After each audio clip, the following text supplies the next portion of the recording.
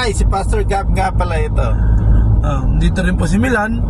Okay, ano ba tong jimbahan? Jimbahan po is an evangelism tool na ginagamit namin, especially sa 4 to 14 ages na bata. So, ang evangelism tool na jimbahan is ang kailangan mo lang basketball. Oh? Tapos, every barangay sa Pilipinas meron pong basketball court. Dito naman sa sa atin, sa Leyte, sa Naghalin, ano nang nangyari nung ginamit mo tong jimbahan? Tinry po namin gamitin ang jimbahan. Ginamit namin siya bilang VBS material.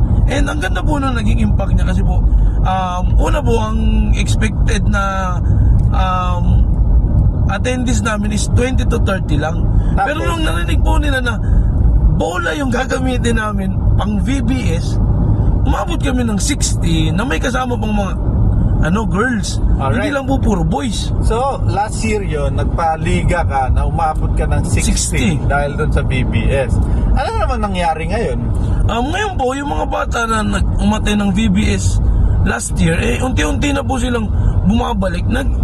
Through jimbahan, naging churchgoer po yung mga bata na yun. Oh, okay. So, nasa na sila? Nasa youth mo? Nasa kids? Ang iba po, merong part na nasa kids, yung iba nasa youth. Kasi katulad nung parang mga 7 pa lang po yung nasa youth.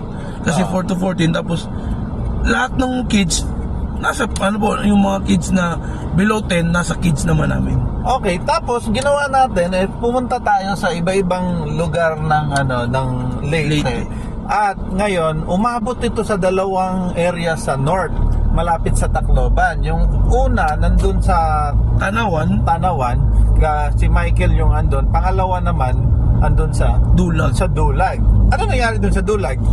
Sa Dulag po, sa report ni Pastor Osmer, meron na daw pong 2 barangay na na-reach out. And every barangay, meron na siyang 30 attendees. Oh, tapos sa kwento niya nga na tawag ito, in-invite nila sa church, napuno yung simbahan. Okay, sabi nga dapat doon lang sa basketball court kasi. Tapos nag-expand din tayo doon sa sa St. Bernard, sa southern part ng Leyte. Narinig mo ba yun? Opo, narinig ko po. Ano nangyari doon?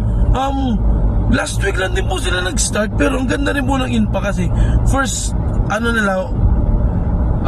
launch nila, nag-40 kids agad sila.